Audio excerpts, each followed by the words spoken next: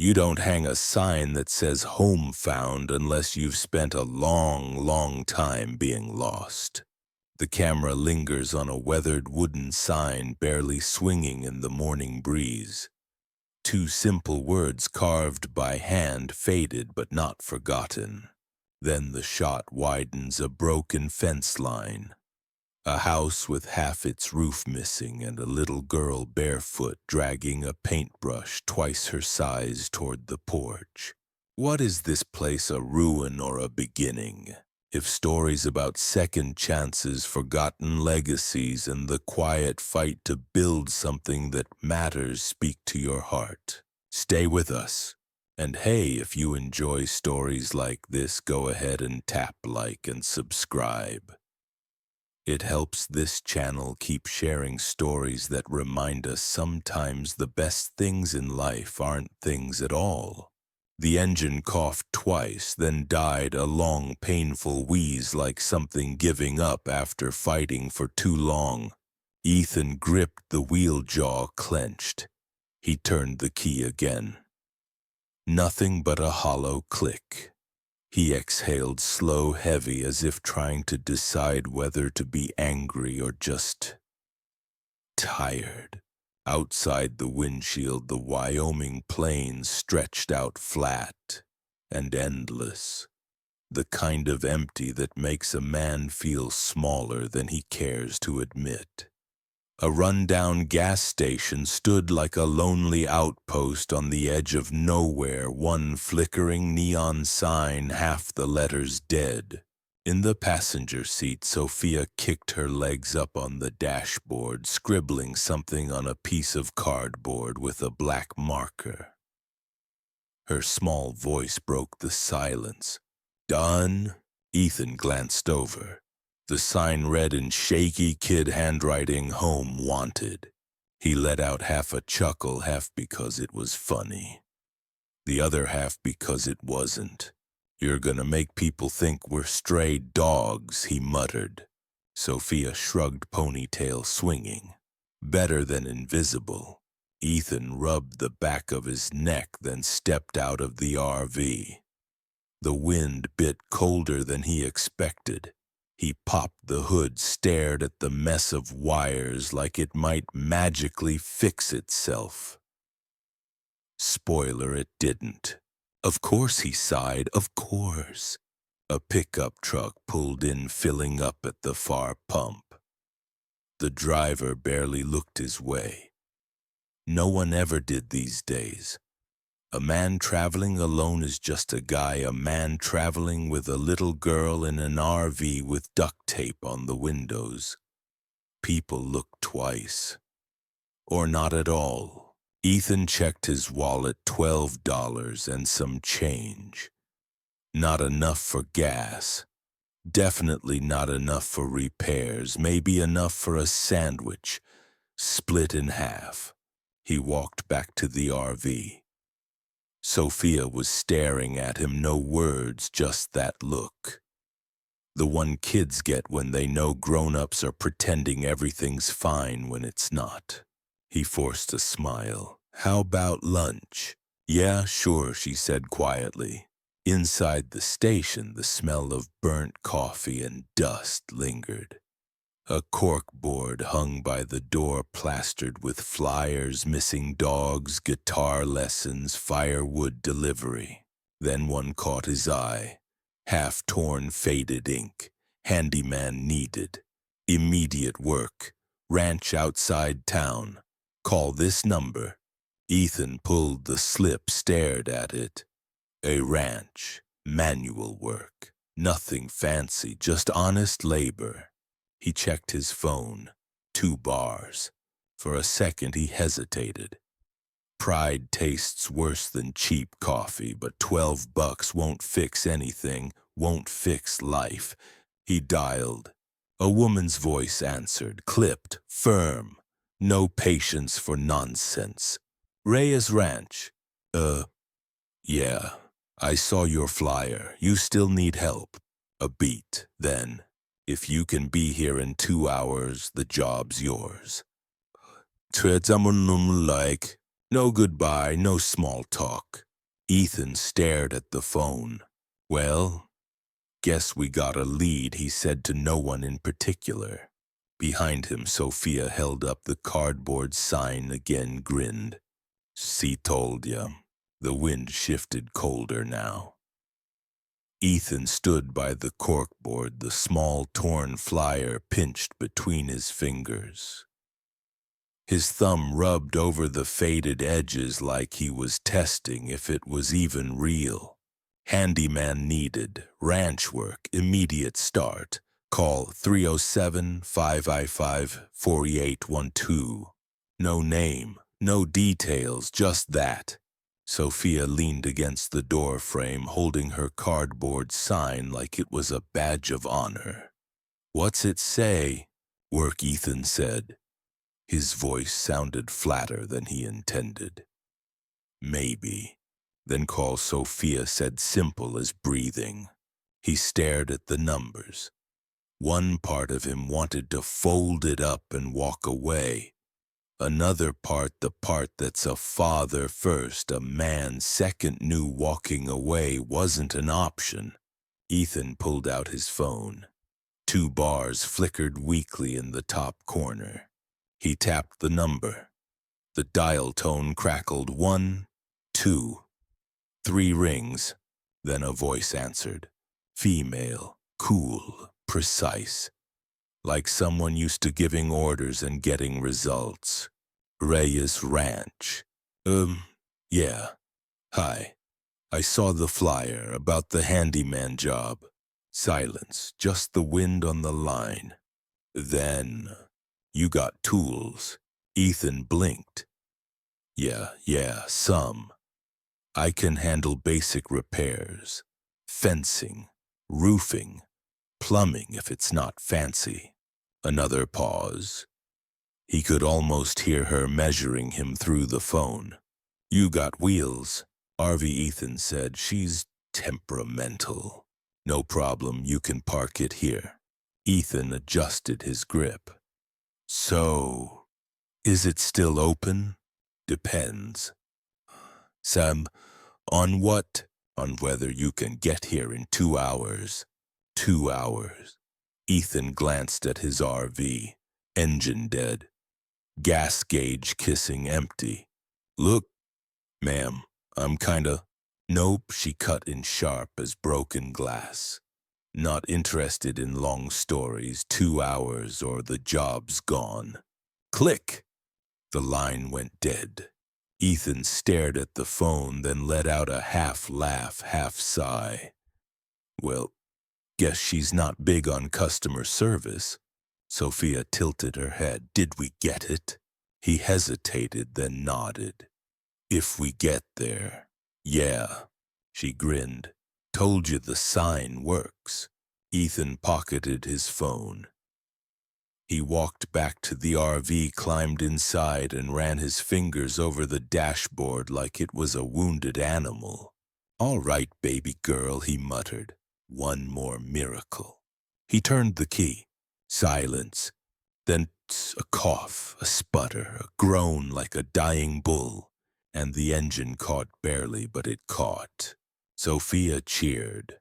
Ethan slapped the steering wheel like thanking an old friend. He pulled the RV onto the road, eyes narrowing against the wind. Let's go find this ranch, he said, before the universe changes its mind.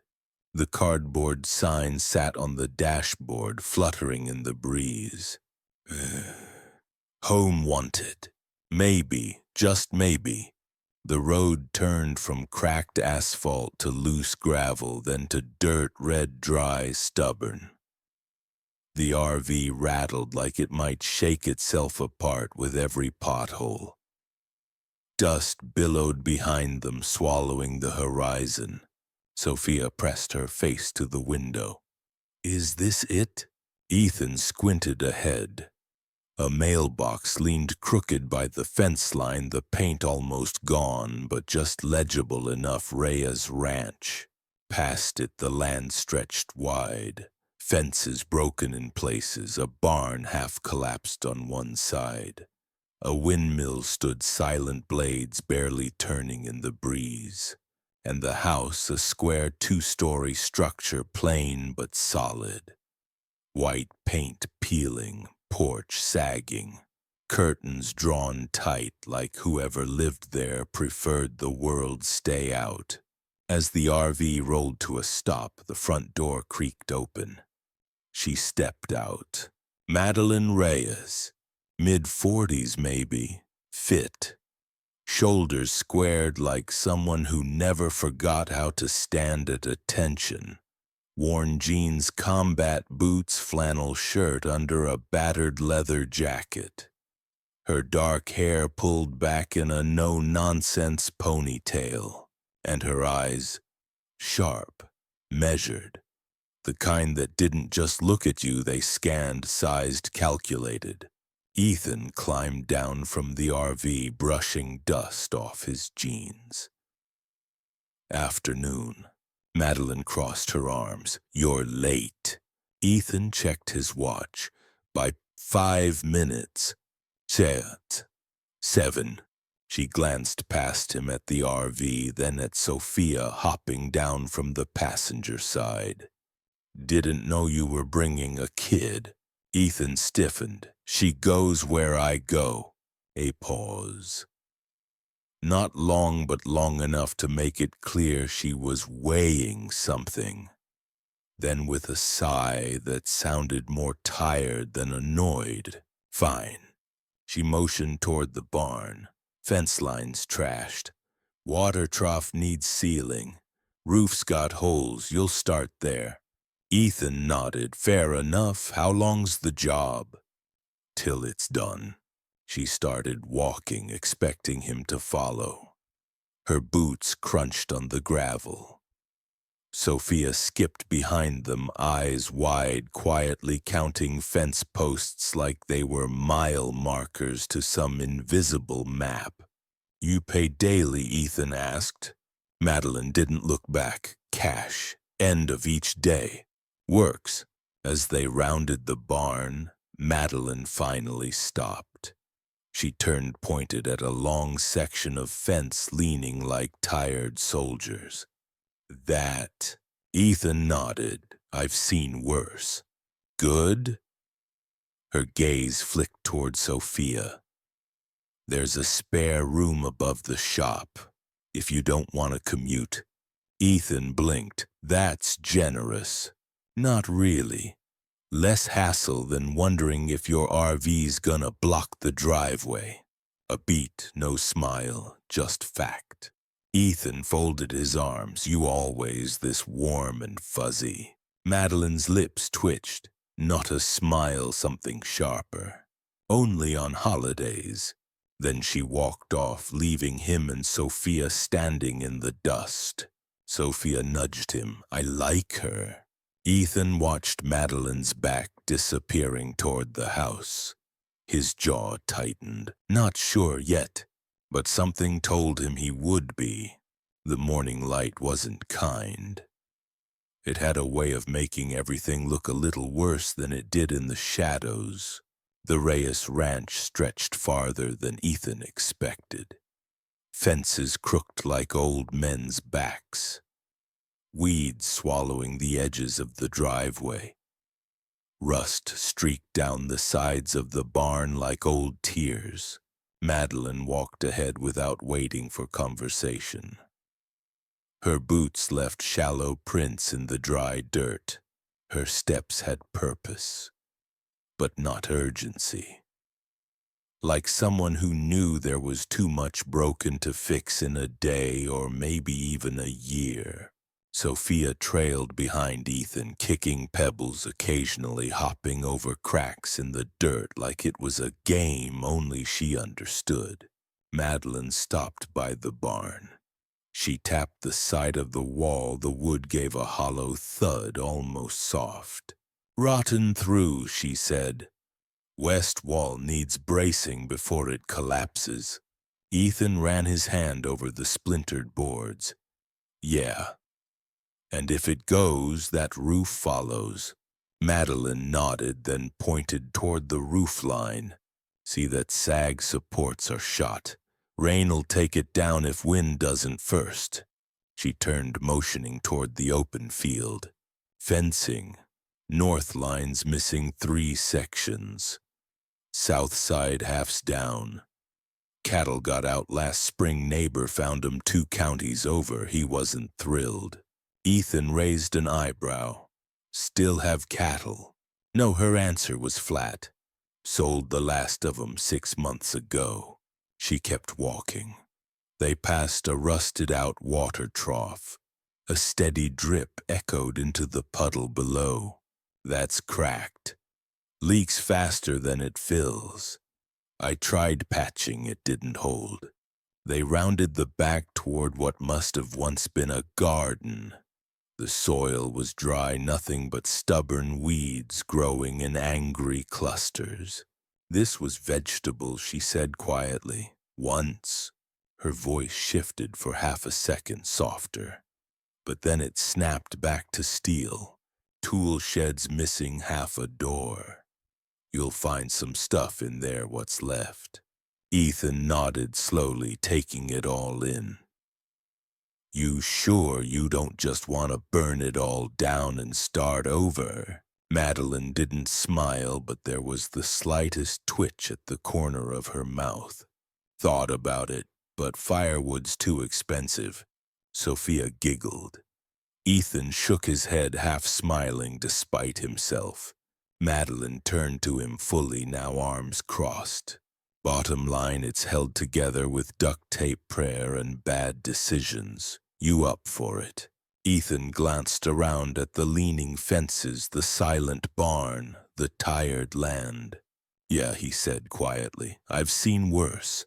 Madeline studied him. For a long second, no words passed. Then she nodded once, sharp and clean. All right. You start with the fence. She pointed down the dirt path where weathered posts leaned like they were too tired to stand. I'll be around or not. Without waiting, she turned and walked back toward the house. Ethan let out a breath he didn't realize he was holding. Sophia slid her hand into his. Dad, it's kinda sad here. He squeezed her fingers' eyes on the broken fence ahead. Yeah, but not dead yet. Ethan knelt in the dirt, prying loose a warped fence post with a crowbar. The wood groaned, old nails popped free with reluctant squeals. Dust rose in lazy swirls around him, catching sunlight like ghost trails. Sophia sat cross-legged nearby, lining up the salvaged nails into neat little rows. Her fingers brushed dirt off each one like she was polishing treasure. Dad, do these have to be straight? She asked. Ethan chuckled softly. Straight helps. Won't hold much if it's crooked. She nodded, serious as a surgeon, and adjusted the nails into perfect alignment. The wind tugged at his flannel shirt as he worked. The rhythm came back quicker than he expected. Pry, lift, hammer, repeat. His hands remembered even if his body complained. 100 feet down the fence line, a figure stood. Madeline, arms crossed, leaning against the hood of an old pickup. She wasn't close enough to talk, but close enough to see and watch. Her expression was unreadable. Not judgment exactly, not curiosity either, just measuring. Like someone deciding whether a thing is worth fixing or better left broken.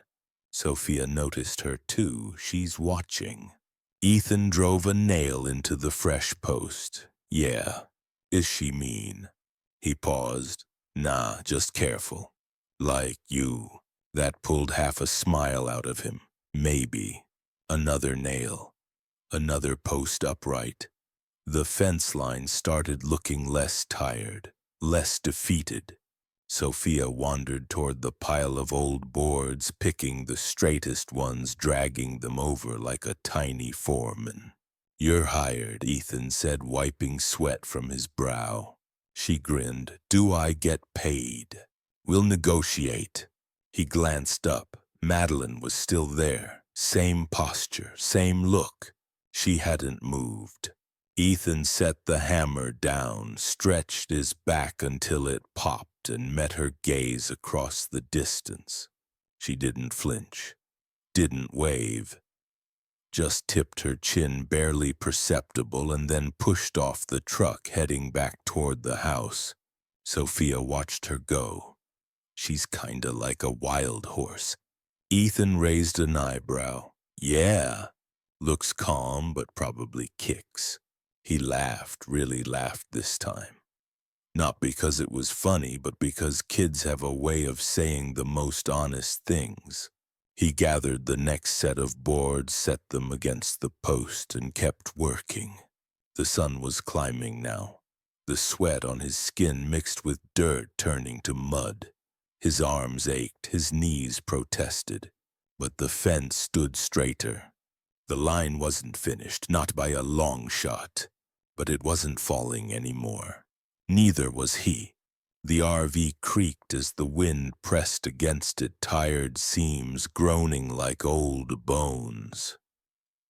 Inside, the soft hum of the space heater was the only thing fighting back the chill. Ethan sat at the tiny table, elbows on the formica surface, head bowed as he patched a hole in his jacket sleeve. The needle slipped through worn fabric over and over, a quiet rhythm for hands that needed something to do. Sophia lay on the bench seat, her head propped against a pillow thin as paper. She was drawing again this time, sketching the barn, crooked lines, shaky roof fences like matchsticks. Her voice came soft, like she was half afraid of the question. Dad, are we staying here? Ethan paused, thread held between his fingers. He looked at the stitch, then at her. For tonight, he said. Just tonight, maybe longer, depends. Depends on what. He tied the thread off, set the needle down, and leaned back. His eyes drifted toward the window. Outside, the ranch stretched quiet under the dark, just silhouettes now. The barn, the fence, the house with one upstairs light still burning. Depends on if this place needs fixing and if we can handle it. Sophia was quiet for a long moment. Then, feels weird not knowing where home is. Ethan swallowed. Yeah, most kids, they just have one. A house, a bedroom, toys stay where you put 'em. He nodded slowly. Yeah, they do. She shifted, pulling her blanket tighter around her shoulders. I don't mind the RV, sometimes I forget where we were last week. Ethan stood across the tiny space between them and sat at her feet. He rubbed her ankle, thumb pressing gentle circles into her sock. I know, baby, I know. Silence wrapped around them, not heavy, not loud, just there. The heater clicked, the wind tapped against the glass. Sophia blinked toward the ceiling. Do you think maybe this could be, a real place? Ethan followed her gaze to the roof. The cracked plastic vent rattled in the wind. Maybe, he said quietly. Maybe. For a while neither spoke. Her breathing slowed. The pencil slipped from her fingers. Ethan pulled the thin blanket up to her chin, then sat back down. His eyes drifted again to the window, that upstairs light in Madeline's house still on. Someone else was awake, someone else trying to figure things out. He whispered, not to Sophia, not even really to himself, but to the empty night outside.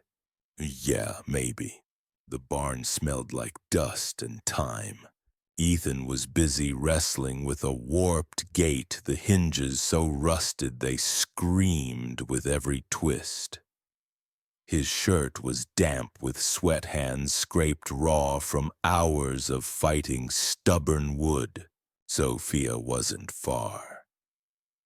She'd wandered toward the old storage shed tucked behind the barn. a low building half swallowed by creeping weeds. Its door hung crooked, one hinge barely clinging to the frame. She nudged it open. It groaned loud enough to make her wince. Inside, shadows. Sunlight fought its way through broken slats, falling in long, sharp lines across piles of forgotten things. Coils of rope, cracked buckets, a saddle with one stirrup missing, spiderwebs stitched between rafters like lace made by ghosts. Sophia stepped carefully, sneakers crunching over stray nails and broken glass. Then something caught her eye. Tucked beneath a moth-eaten tarp, the corner of a wooden trunk. Big, heavy, edges worn smooth from years of hands opening and closing it, or maybe just time doing its slow work. She crouched, fingers slipping under the tarp, pulling it back. The trunk was deep green once, or maybe blue. Hard to tell now. A brass latch held it shut, tarnished but not broken. The initials ER were carved into one side, letters nearly lost to scratches and fading paint. Sophia brushed dirt off the top, her small hand fitting perfectly inside one of the handles. "Dad," she called softly, "there's something." No answer. Just the scrape of hammer against wood somewhere outside. She bit her lip. Curiosity won. Her fingers pressed against the latch. It stuck at first, then click it gave. The lid creaked open, heavy, stiff. Inside, paper, folders, envelopes bundled with twine. A stack of old photographs, black and white corners curling. Men in wide hats standing beside cattle. Women in dresses squinting against the sun. And then near the bottom, a large envelope, yellowed, sealed tight, thicker than the rest. No stamp, no address. Just words written in faded ink for the last Reyes standing. Sophia blinked. Her fingers hovered over it, almost afraid to touch. Footsteps behind her made her jump. Ethan stood at the doorway, wiping his hands on his jeans. "What did you find?" She held up the envelope like it was a treasure and a secret all at once. "I think this is important." Ethan stepped closer, frowning as he read the words. "For the last Reyes standing." His gaze drifted back toward the house, toward Madeline's shadow moving behind a curtain upstairs. His jaw tightened. "Yeah," he muttered, "I think you're right." The envelope felt heavier than it should. Ethan turned it over in his hands. As he walked toward the house, the paper was soft at the edges, like it had spent years waiting or maybe being ignored. On the front, the handwriting whispered something quiet and serious. "For the last Reyes standing." The screen door creaked as he stepped onto the porch. A wind chime rattled somewhere under the eaves, no melody, just hollow, nervous notes. Through the front window, he could see Madeline back-turned, washing something in the sink. Her movements were methodical, like someone cleaning not because it needed to be done, but because stopping would mean thinking. Ethan knocked twice, firm but not loud. She didn't turn. Doors open. He pushed it open, stepped inside. The air smelled like old wood and coffee left too long on a burner. Madeline finally glanced over her shoulder. "Something wrong with the fence." "Not the fence," Ethan said, holding up the envelope. "Found this in the shed." Sophia spotted it. Her eyes locked on the paper. For a moment she didn't move, didn't blink, just stood there. Then she dried her hands, walked over, stopped 2 feet away, and didn't reach for it. "Yeah," she murmured, "I know what that is." Ethan frowned. Don't you wanna? He wiggled it gently between his fingers. Madeline shook her head sharp. No. Silence. Not awkward, not angry, just heavy. Ethan waited, gave her space to fill it. She didn't. You're seriously not curious, he asked finally. Madeline crossed her arms.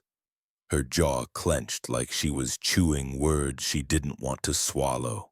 I've seen that thing plenty of times. My grandfather kept it. My father ignored it. Same way I have. Her voice went flatter with every sentence. Whatever's in there, it never brought anybody anything but trouble. Ethan turned the envelope in his hand, thumb brushing the faded ink. Maybe. Or maybe it's something that's been waiting for the right time, or the right person. Her eyes darkened. You don't know this place. You don't know this family. He nodded slowly. No, I don't. He set the envelope on the kitchen table gently like it might shatter, but sometimes stuff left unopened doesn't go away. It just waits. Madeline stared at it, like it was something alive, something that could bite. She turned away, poured herself coffee. Didn't drink it, just held it. Thanks, she said quietly. Not warm, not cold, just done. Ethan stood there for another second, waiting for something. Maybe a change of mind, maybe a crack in the armor.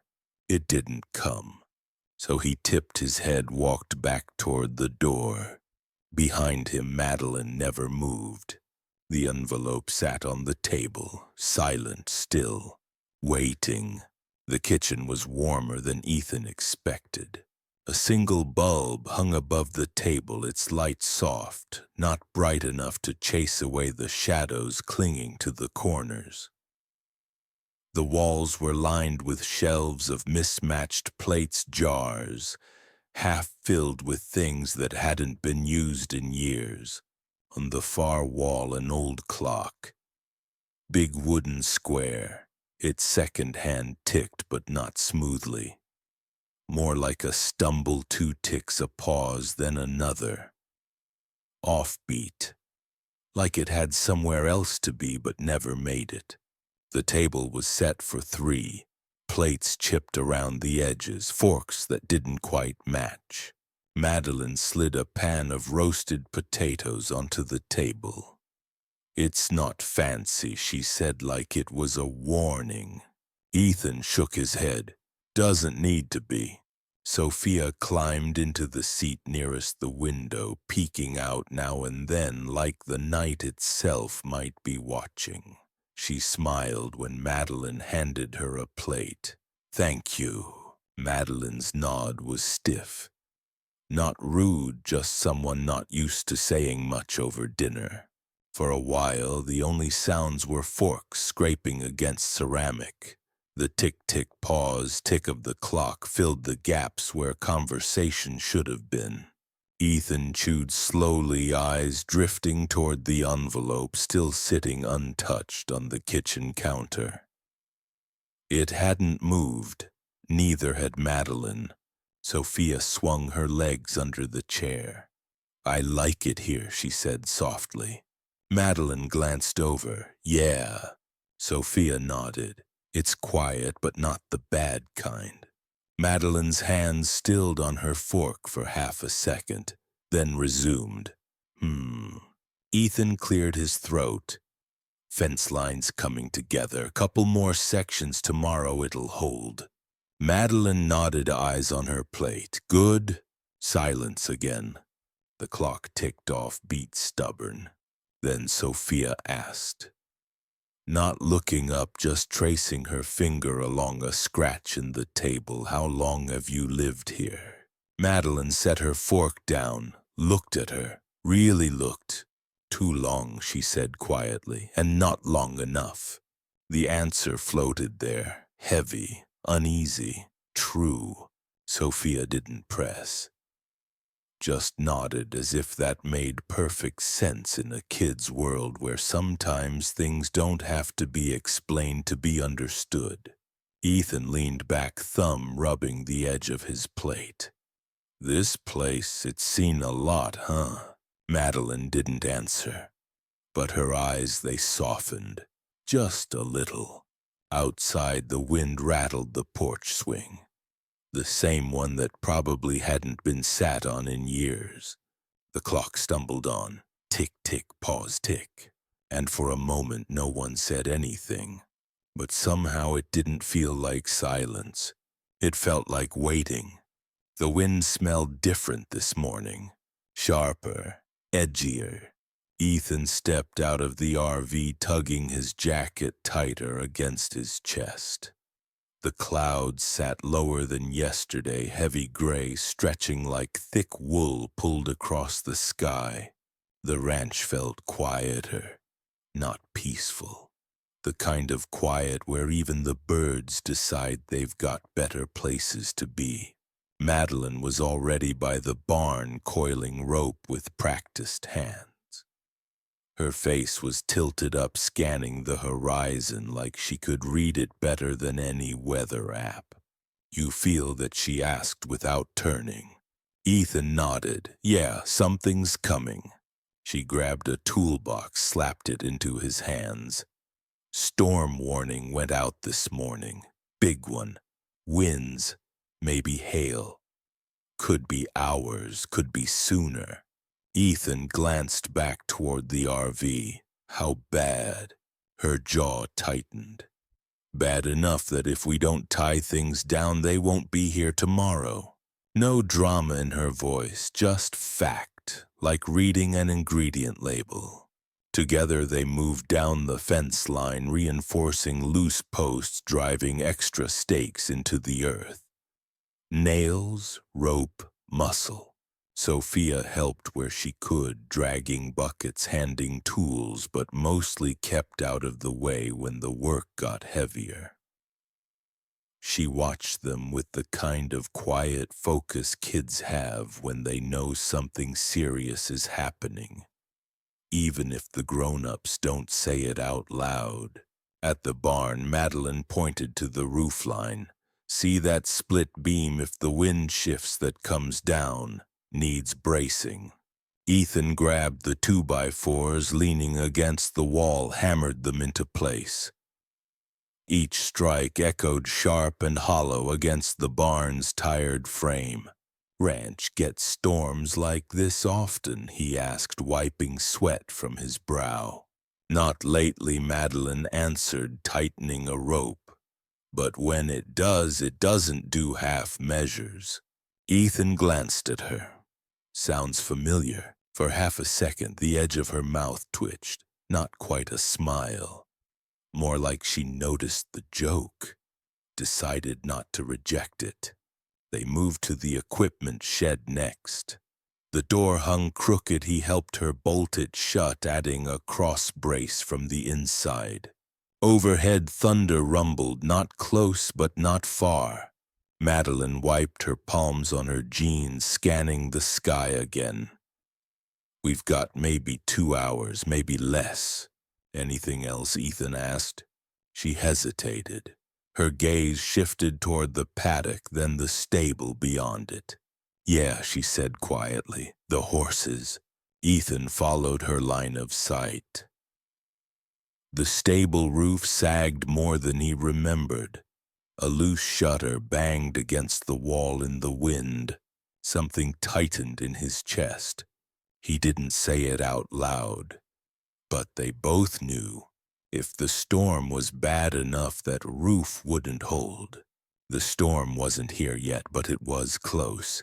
Inside the house, the walls creaked like they remembered how this went, how the wind tested every nail, every seam.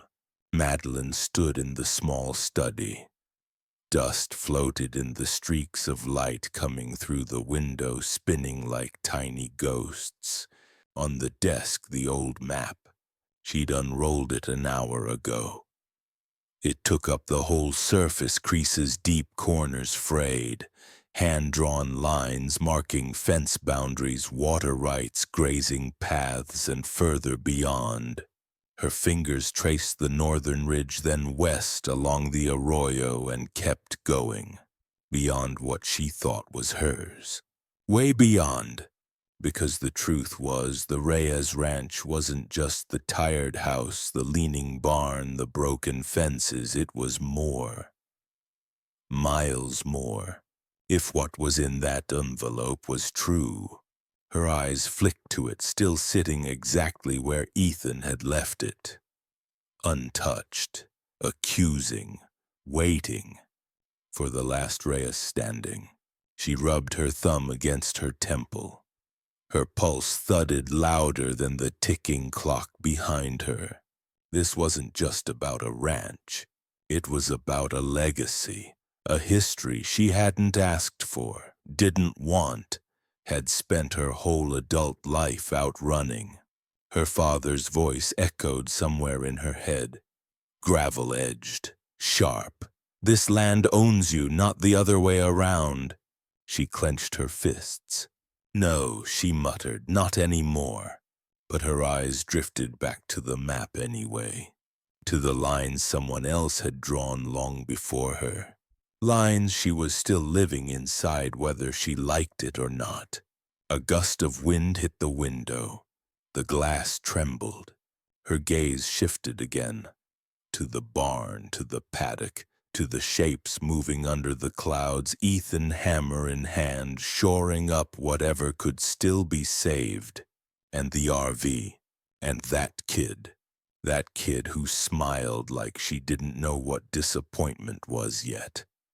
Or maybe like she'd seen it and decided not to believe in it. Madeline dragged a hand down her face. This wasn't supposed to be her fight anymore. This place, this land, this stupid, stubborn pile of history. She turned away from the map, walked toward the door, then stopped. One glance back at the envelope. Fingers hovered over it but didn't touch. Not yet. She walked out, slammed the door harder than she meant to. The envelope stayed, still waiting. The first crack of thunder didn't rumble. It snapped, sharp, violent, like the sky itself had split open. Wind slammed against the house, rattling every window. The porch swing groaned, the chain holding it strained so tight it sounded ready to snap. Ethan threw open the RV door. Rain hit sideways, needling against his skin like cold knives. He scanned the horizon. The line of clouds had disappeared into a wall, dark, swirling, alive. "Get inside," he shouted to Sophia. Now, Sophia bolted toward the house, arms shielding her head hair, whipping across her face. She glanced back only once. Ethan nodded. "Go." Then he sprinted toward the barn. Madeline was already there. She shoved a brace into place, hands slipping against soaked wood. Her jacket flapped like a torn sail. "You're supposed to be smarter than this," Ethan growled as he skidded up beside her. Madeline didn't look at him. "You too." The barn groaned deep low. A sound that didn't belong to wood. A sound that belonged to things giving up. Another flash of lightning lit the sky, and with it the massive shape of the old maple tree by the paddock. Its roots strained soil, ripping loose beneath them.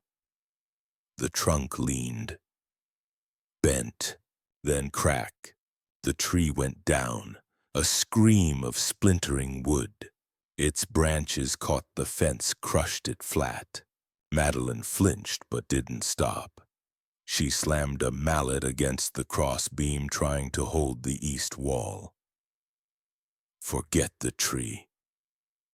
Focus. Ethan grabbed a brace, shoved it against the post. "This wall's not gonna hold. I know." Her voice was tight, controlled.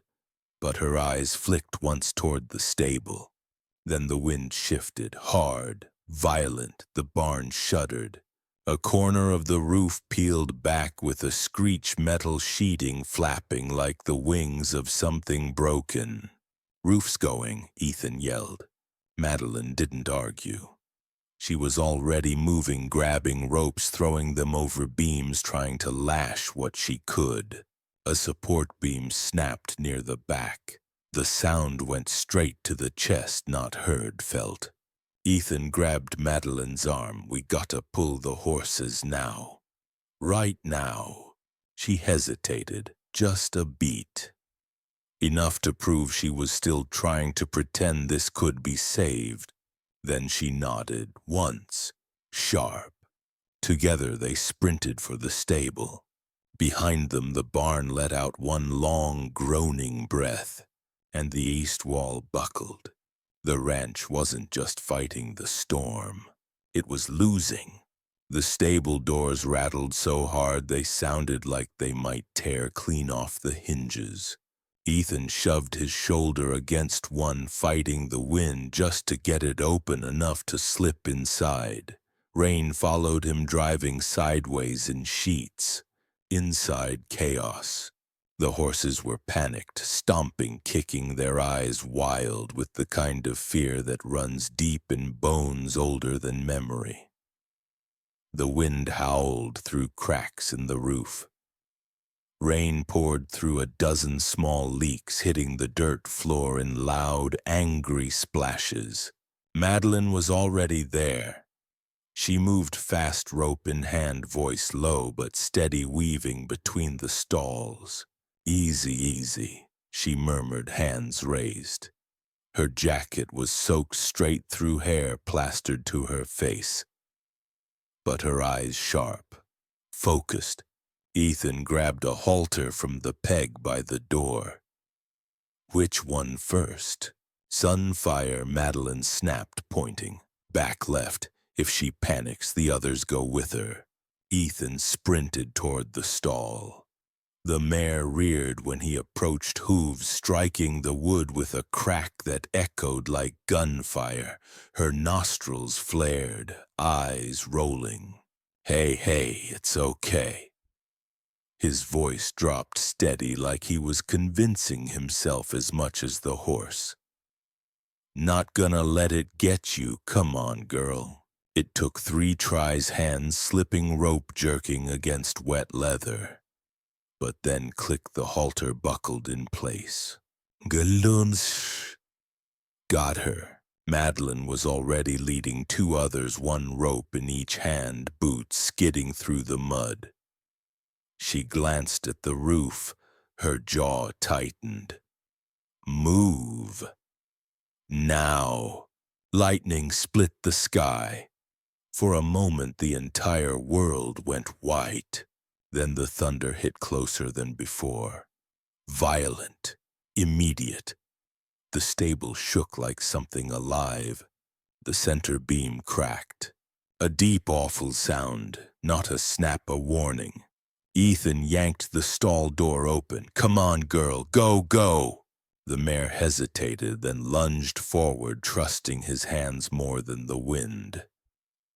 He led her out into the storm water, blinding boots sinking ankle deep in mud. Madeline was right behind him, dragging the other 2. "Get 'em to the paddock." Northwest side, it's sheltered by the ridge. They stumbled forward together, wind pushing so hard it felt like fighting gravity itself. Branches tore loose from trees, fences groaned under the weight of the storm. Another blast of thunder, another chunk of roof peeled off the stable. Madeline whipped around, her eyes scanned the stalls. "Wait," she shouted, "Maggie's still inside." Ethan swore under his breath. "Go, I'll get her." "I'm coming too." No argument, no time. They bolted back toward the stable. Inside, Maggie, a stubborn old mare, was frozen, legs locked, head high. The storm had already won inside her mind. Madeline slipped past. Ethan pressed her hands to Maggie's muzzle. Hey, hey, look at me. Look at me. Her voice softened, dropped low. You've done worse than this, remember? You walked through fire. Once you're not quitting now. Ethan looped a rope around the mare's neck. Come on, girl, come on. Maggie trembled. But something in Madeline's hands, her voice, something held. The mare blinked, took one shaky step, then another. Move, Madeline barked. Together they pulled, hauled, dragged if they had to. Just as the rear wall of the stable folded in with a sound like a mountain breaking. They didn't look back. Couldn't. Out into the storm. Toward whatever was still standing. The rain was relentless. Sheets of it pounding sideways, blurring the world into gray shapes and noise. Ethan yanked Maggie's rope, leading the mare toward the paddock. Behind him, Madeline fought to keep the others moving, boots skidding, hands raw, every muscle strained. Then it happened.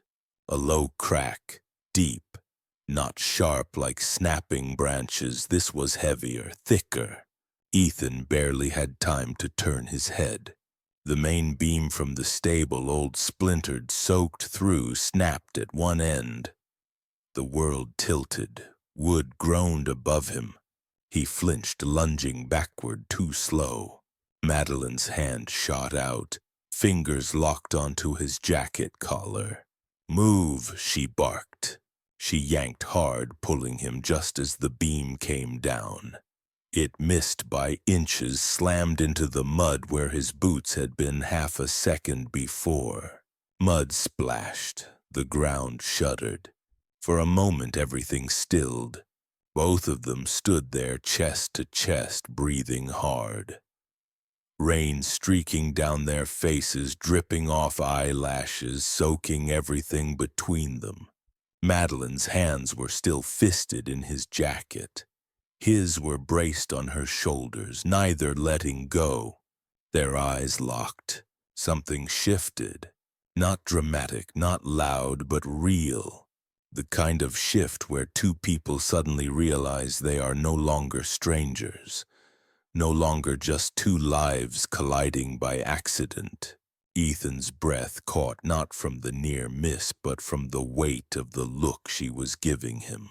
Not hard. Not guarded, open, raw, human, and in her eyes something he hadn't seen until right now. Fear, not of the storm, not of the ranch falling apart. Fear of what letting someone in might cost. Madeline blinked, broke the gaze first. Her hands dropped away. You okay? Her voice came rougher than before, gravel over silk. Yeah, Ethan managed, clearing his throat. Yeah, thanks to you. She nodded, once sharp, but the edges of her mouth fought not to curve. Don't mention it. Wasn't planning to. A distant crash reminded them the storm wasn't done. Let's move, Madeline said, already grabbing the ropes again. Ethan fell in beside her, steps sinking without needing to be asked. Neither said it. But something between them had changed. Permanently, the storm left as quickly as it came. By sunset, the clouds broke apart into streaks of bruised purple and fading gold. The air smelled of wet dirt and broken branches. Silence settled, not the heavy kind. The kind that comes after something wild has finally passed. Inside the house, a single oil lamp burned on the kitchen table. The power was out. The clock on the wall had stopped, stuck at 4:17, the exact moment when the wind knocked the lines down. Sophia sat cross-legged on a chair, tracing her finger along the rim of her mug. Hot chocolate, instant, watery. But she sipped it like it was the best thing in the world. Ethan leaned back, boots, muddy jeans torn at the knee hands, still trembling from adrenaline that hadn't quite burned off yet. Madeline sat across from them, elbows on the table. Her hair was damp strands falling loose around her face. Her fingers tapped against the wood. Not restless, more like deciding. Her eyes drifted toward it. The envelope, still sitting on the counter, same place, same weight. But something felt different now. The storm outside was gone. The storm inside maybe not. She stood, crossed the room, picked it up. No ceremony, no hesitation, just done waiting. She sat back down, ran her thumb over the faded handwriting. For the last Reyes standing. Ethan watched her, careful not to say a word. Sophia pulled her blanket tighter but didn't ask questions. Madeline exhaled, slow, then slid her finger under the seal. The paper gave with a soft rip. Inside a folded letter. Yellowed, fragile, edges worn soft like cloth. She unfolded it, hands steady. Her eyes scanned the first lines. Then softer something shifted in her face. A crease in her brow. The sharp lines around her mouth softened. Sophia leaned forward, whispering, "What's it say?" Madeline swallowed, blinked, then read aloud, quiet. "If you're reading this, then you're the last to carry this name. I didn't leave money. I didn't leave buildings. I left land. More land than you think. Acres beyond the northern ridge. Titles hidden because this family always hid what mattered most. From each other. From ourselves." Her voice caught, not broken, not fragile, but heavy. "This ranch, it's not just dirt. It's not just fences. It's yours. It always was. If you want it, if you choose it." Silence filled the room. The lamp flickered. Wind brushed the windows. Madeline stared at the paper like it was something alive. Something that had just shifted the ground under her feet. Ethan didn't say anything, just sat there. Let her have the space. Sophia tugged her blanket closer. "It's a treasure map," she whispered. Madeline almost smiled. "Yeah," she murmured, "maybe it is." And for the first time in a very, very long time, she didn't look like someone ready to run. The paper trembled slightly in Madeline's hands, not from the wind, not from cold, but from something heavier. Ethan leaned forward, elbows on his knees. Across the table, Sophia sat perfectly still, eyes wide, blanket clutched under her chin like she was holding her breath. Madeline swallowed. Her thumb brushed the edge of the letter. She cleared her throat, then continued reading. "Madeline, or whoever's left, I never told your father. Never told anyone, really. Maybe that was a mistake. But this land, this ranch, it's not just what's fenced in. The papers are in the lockbox, the titles, the surveys, the deeds nobody ever filed right." Her hands tightened, crinkling the paper. "It stretches beyond the North Ridge, follows the dry creek for 6 miles, up past Coyote Bluff, out to the state line. Nearly 15,000 acres, unbroken, untouched, quiet. Everyone forgot about it because we wanted them to." Ethan blinked, his mouth open, then shut again.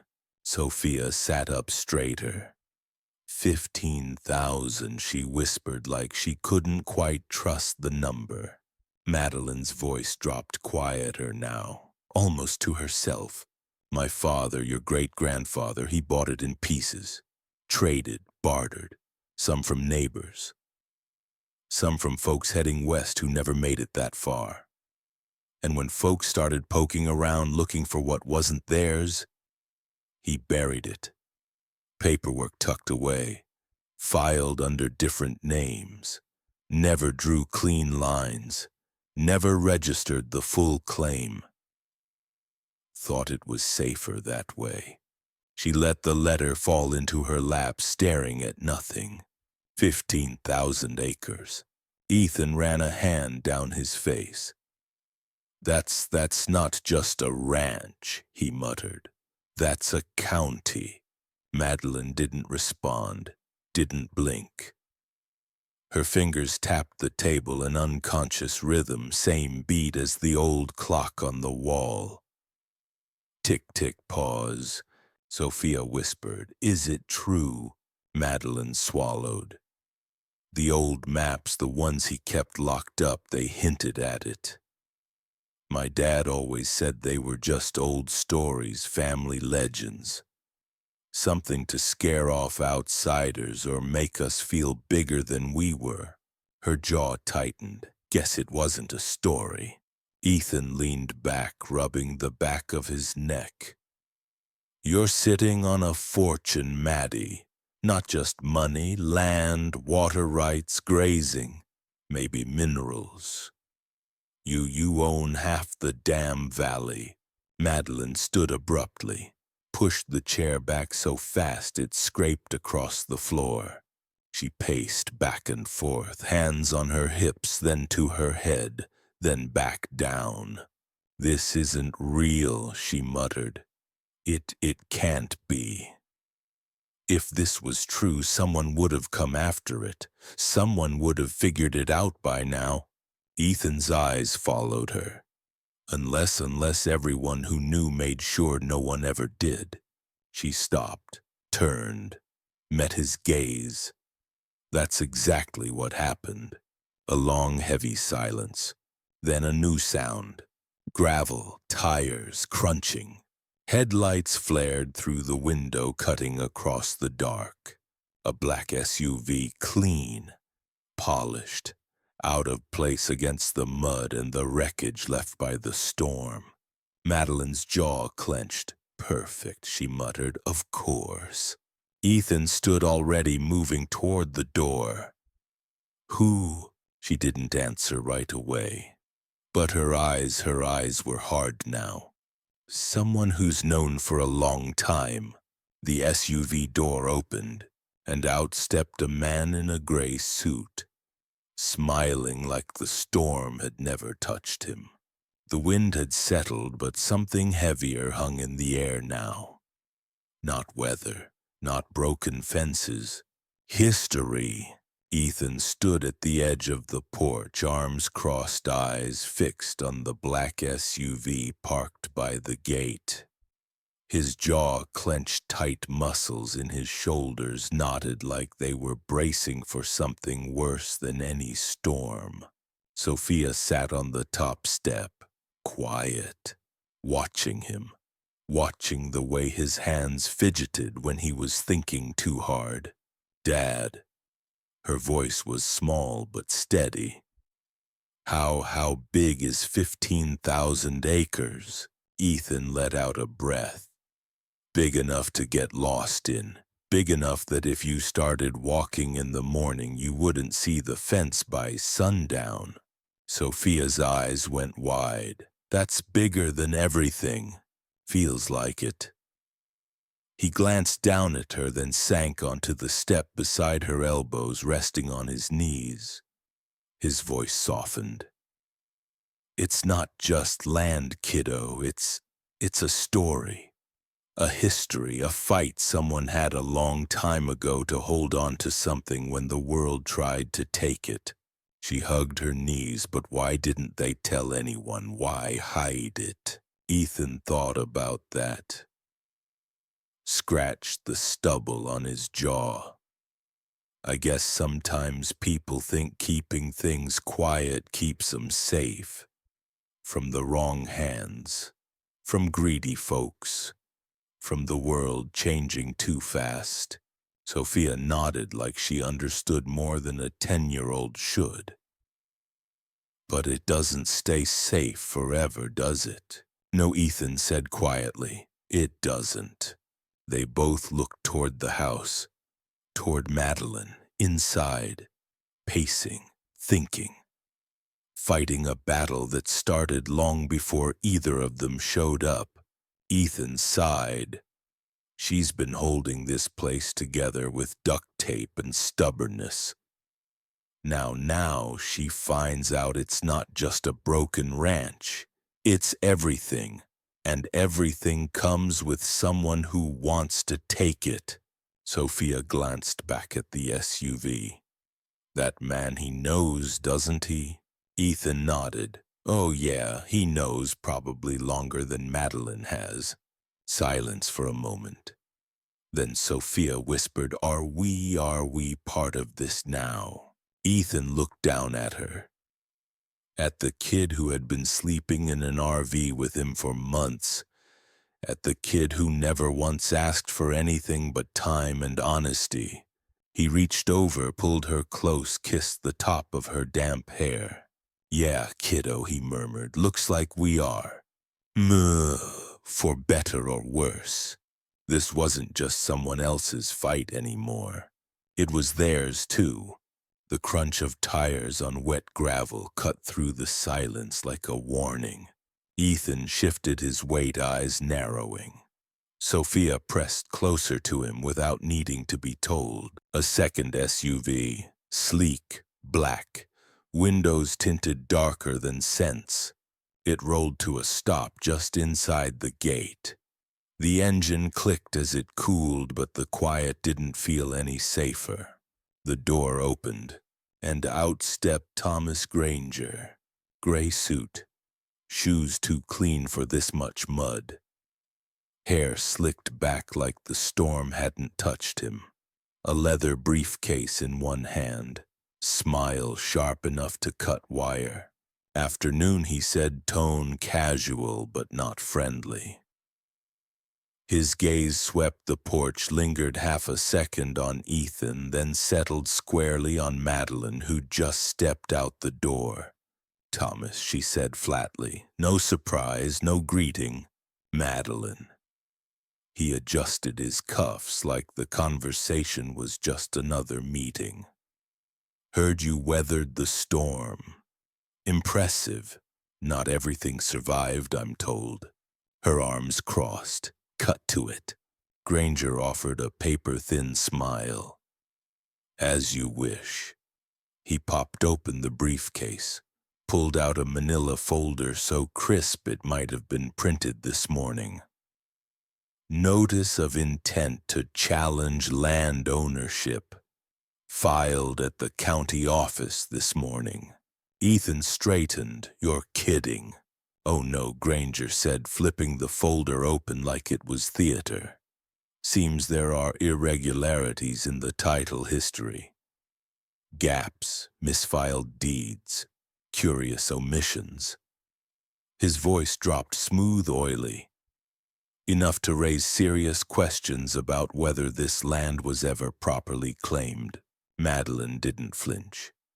It was ours long before you knew how to spell irregularities, Granger chuckled. Maybe. Maybe not. He slid the papers toward her. Either way, we'll let the courts decide. You've got, let's see, 30 days to respond. He checked his watch. No. 29 now. Sophia's fingers tightened around Ethan's arm. Her whisper was barely a sound. Dad, I see it, Ethan murmured back. Madeline stared at the folder. Didn't touch it. Her jaw tightened, a muscle ticking near her temple. This is a bluff. Maybe Granger allowed straightening his tie. Or maybe it's just business. His gaze flicked to Ethan, then down to Sophia, then back. Funny thing about land, it's only yours until it's not.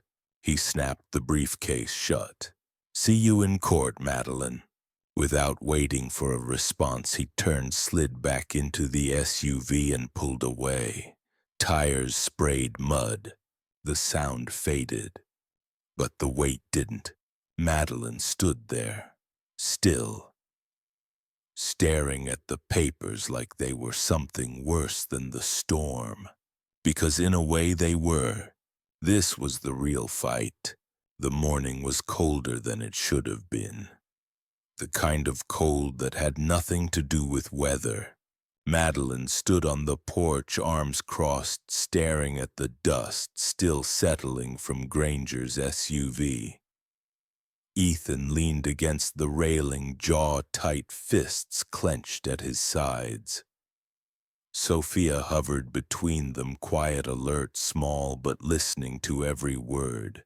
The folder sat on the table, untouched, heavy in a way paper shouldn't be. Madeline finally exhaled. Let's see how bad it is. She opened it.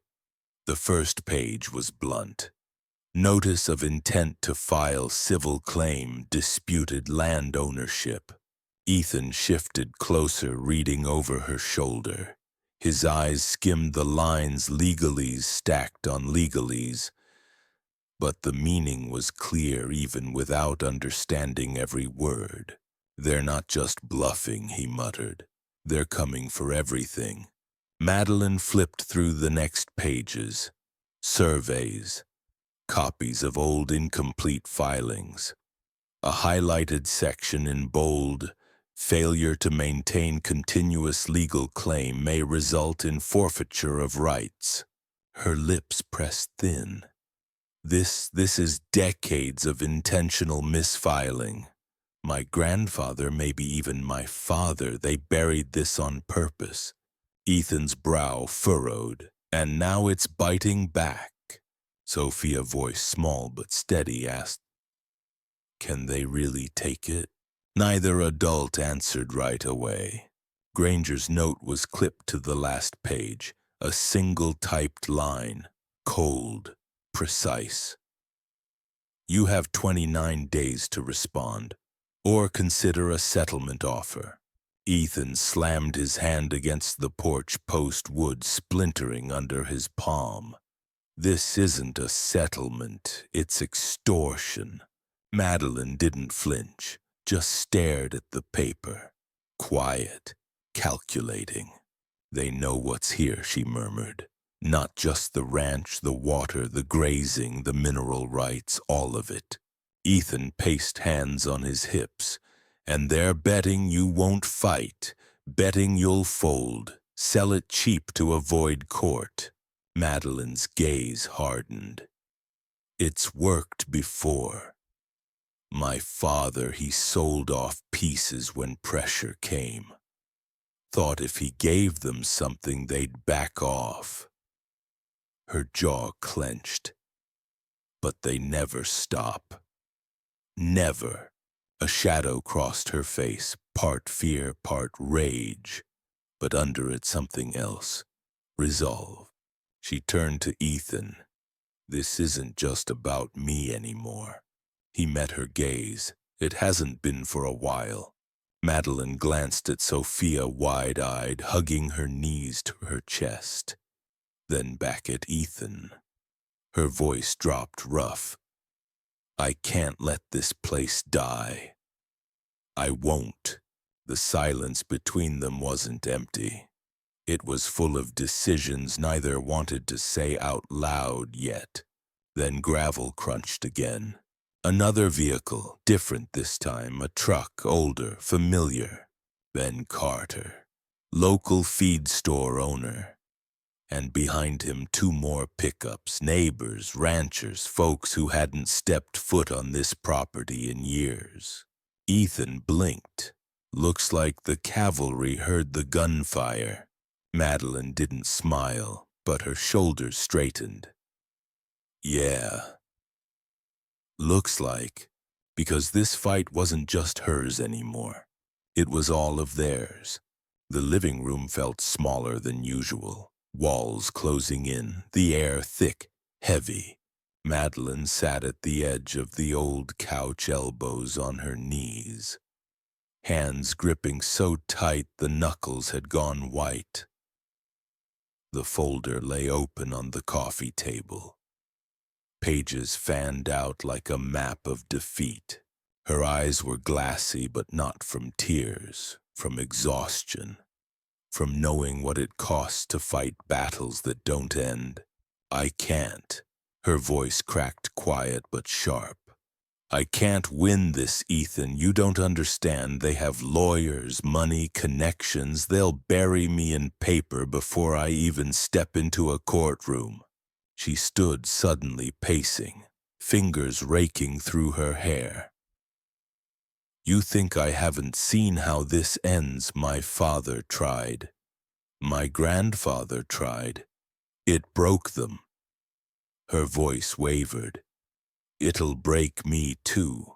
Ethan didn't move, just sat there, watching her, waiting. Then softly, yeah, maybe. Madeline whipped around. What? But maybe it won't. He leaned forward, elbows on his knees, hands clasped. His voice was calm, solid, the kind of steady you borrow when you don't have your own. You're right, Maddie. They've got money, power, people who've spent their whole lives learning how to take what doesn't belong to them. He stood, walked toward her, not fast, not aggressive, just steady. But you've got something they don't. She shook her head. Like what? Pride, stubbornness. No, his gaze didn't waver. Roots. Her breath caught. You've got land that remembers your name, he said quietly. People who remember what this place was, what it could be again. And you've got one thing Granger will never understand. He stepped closer. You've got a reason, a real one. This isn't just about dirt, Maddie. This is about what you leave behind, what you stand for, what you teach that kid right there about not folding just because someone's louder or richer or meaner. Sophia sat in the doorway, small, silent, listening harder than anyone realized. Madeline closed her eyes. Her hands trembled. Ethan softened, voice lower now. You don't have to fight alone, not anymore. For a long moment, nothing. Then she opened her eyes, looked at him, really looked. The walls didn't feel so close anymore. Her shoulders straightened. Not much, but enough. You're serious? Ethan nodded once, dead serious.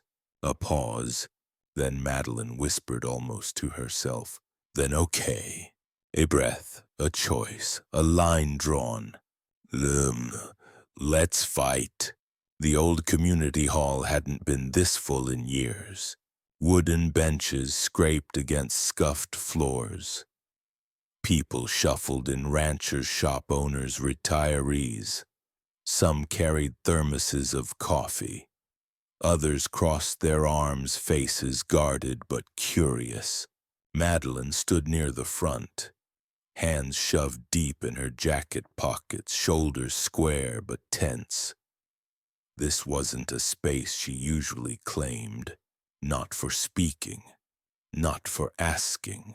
Ethan stood beside her, one step back, not leading, just there, solid, steady. Ben Carter cleared his throat from where he stood near the old bulletin board. All right, everybody, settle. His voice wasn't loud, but it carried weight, the weight of someone people still listen to. We all know why we're here, Ben said, glancing toward Madeline, and we all know what's coming. A murmur swept the room, some nods, some frowns. Granger's notice sat on the table at the front. Heavy, visible, a quiet threat everyone could see. Madeline stepped forward. I won't sugarcoat it, she began. Her voice was low, steady, honest. They're coming for this ranch, and not just this one. You all know how this works. If they take mine, they'll take yours next. Silence. A few heads bowed, a few jaws tightened. Ethan chimed in, voice even. They're banking on her folding. on all of us thinking we're too small to matter. He scanned the room. They're wrong. Ben crossed his arms. So what's the plan? Madeline exhaled. We need proof. Anything. Old maps, deeds, tax records, photographs, witness statements. Anything that shows this land's been worked, owned, cared for long before anyone questioned it. An older woman, Martha, raised her hand. I remember your grandfather talking about those hidden titles. Said they were tucked away in some safe, but nobody ever found it after he passed. A man near the back added, I've got survey maps from when my dad helped fence the North Ridge. Might still have his notes in the shed. Ethan pointed, that's exactly what we need. Anything. Even a napkin sketch if it proves a boundary line. Murmurs turned into nods, into hands scribbling notes, into voices offering pieces of a puzzle they hadn't realized still mattered. Ben leaned forward. And legal help. Madeline hesitated. Then there's a guy, old friend of my mother's, retired attorney. Land disputes mostly, might be a long shot, but I'll call him. Ben nodded. Good, do it. The energy in the room shifted, less dread, more fight. Ethan glanced sideways at Madeline. Her hands were still clenched, but now not from fear, from purpose. Sophia, sitting quietly in the corner, pulled her knees up to her chest and whispered under her breath, We're not alone. No, not anymore. The morning after didn't smell like rain anymore. It smelled like dirt, sun, sawdust, coffee brewing somewhere. Soft light slipped through the clouds, casting the ranch in gold and silver. The kind of light that made everything broken fences, half-fixed roofs, cracked windows look less like ruins and more like possibilities. Sophia padded barefoot across the porch. Her hands gripped something tight to her chest, a small wooden sign. The edges were chipped, letters faded but still legible. She'd found it yesterday morning, half buried behind the shed, wiped the dust away, looked at it for a long, long time. Home found. 2 simple words. It must have hung here once, long ago, before storms, before lawyers, before fear became part of the furniture. She dragged a milk crate over, climbed on top, stretched on tiptoes toward the rusty nail near the porch beam. Her fingers struggled, slipped once, but then caught. The rope looped over the nail. The wood swung for a moment, then stilled. Home found. The letters faced the driveway, the gate, the road beyond. A message, a line in the sand. Ethan stepped out, coffee in hand, watched her quietly for a moment. You did that? His voice was soft. Sophia nodded. Yeah. He stepped closer, ruffled her hair. Looks good. Madeline came out a moment later. Her eyes followed his, then landed on the sign. For a second, she just stared. The breath she pulled in wasn't shaky this time, just full, solid, real. I didn't even know that thing was still here, she murmured. Sophia looked up. It was behind the shed. I cleaned it. She shrugged like it was no big deal, but her eyes said it was the biggest deal in the world. Madeline stepped forward, fingers brushed the edge of the wood. The nail held. For now. Good spot, she said softly, then after a pause, perfect spot. The 3 of them stood there, not saying much, not needing to, watching the wind sway the sign, listening to the quiet hum of a place that somehow was still standing. still theirs.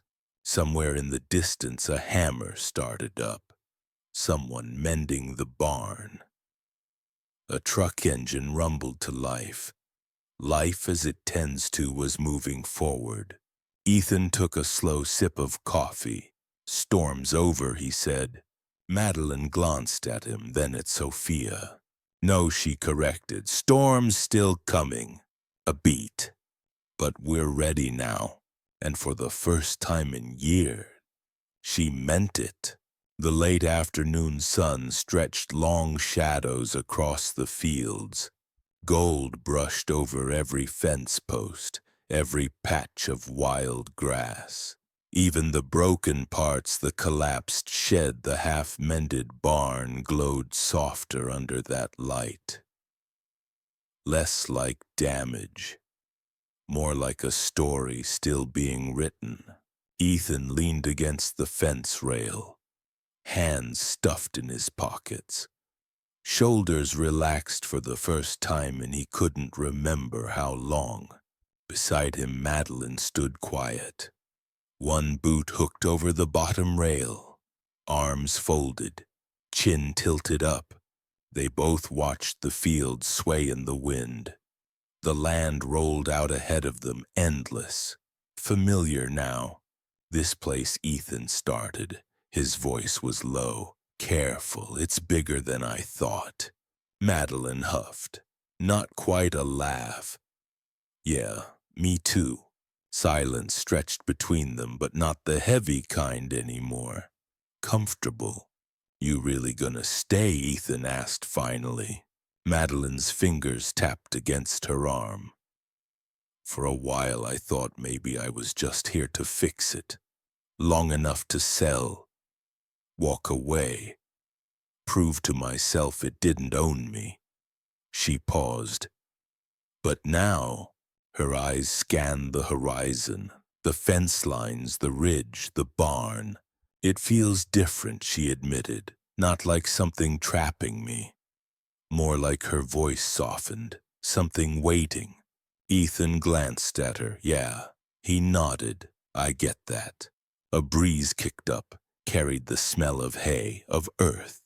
She glanced sideways. "What about you?" He rubbed the back of his neck, smirked. "Didn't plan on staying. Was supposed to be a week. 2 tops. Supposed to be. Yeah." He breathed out slow. "But Sophia likes it here. She hasn't smiled like this in a long time." His gaze drifted toward the house where laughter echoed faintly. "Feels right. Feels like maybe home." Madeline's mouth tugged half a smile. "Funny how that happens." A pause. Then Ethan tilted his head toward her. "So what now?" Madeline leaned heavier on the rail. Her eyes never left the fields. "We rebuild," she said simply. "Barn, fences. Maybe even the old orchard if I'm crazy enough." She glanced at him, voice quieter. "But not alone." Ethan's answer came without hesitation. "No, not alone." The wind shifted again. The sign on the porch "Home Found" swayed gently in the breeze. Neither of them said anything after that. They just stood there, watching the land. Choosing it, letting it choose them back. The first light of morning broke over the horizon. Not sharp, not blinding, just soft, gentle. Gold bleeding into pink, sliding across the hills like a whisper. The camera held steady on the porch. The wooden sign swayed slightly in the breeze. "Home Found." Faded letters. Old rope. Still holding. Sophia's laughter floated across the yard. She sprinted barefoot through the wet grass, arms stretched wide like wings. Her shadow chased her across the field. Behind her the barn, half new wood, half old.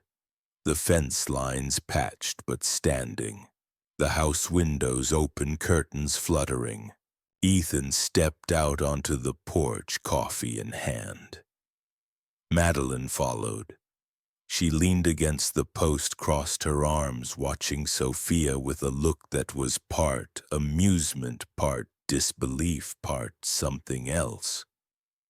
Something softer. "You think she'll ever slow down?" Ethan asked, smirking. Madeline shook her head. "Not a chance." A pause. Then Ethan tipped his cup toward the field. "You realize this is hers now, too?" Madeline nodded. "Yeah," her voice was quiet. "It is." Sophia dropped to the grass, spread her arms, stared up at the sky like she was trying to memorize every color in it. The camera began to pull back slowly, revealing more. The ridge beyond, the dry creek that wasn't so dry this morning. The endless stretch of fields dotted with oak trees, old fences, and new beginnings. And then the gate.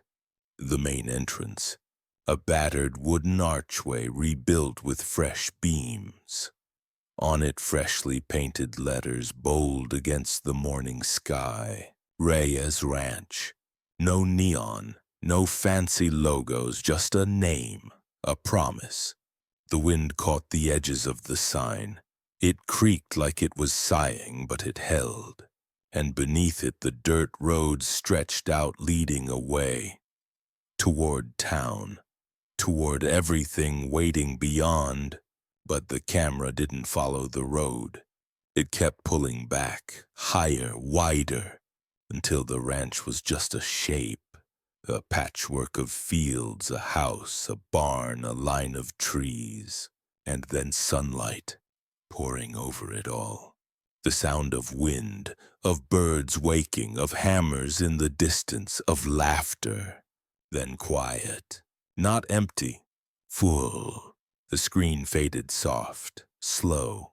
A final frame lingered. Home isn't something you find, it's something you choose. Then fade to black. If this story touched something in you, maybe reminded you that home isn't always a place, sometimes it's a choice, consider leaving a like, maybe subscribe. Not for us, for the next story, the next reminder that good things are still out there, sometimes waiting right where you least expect.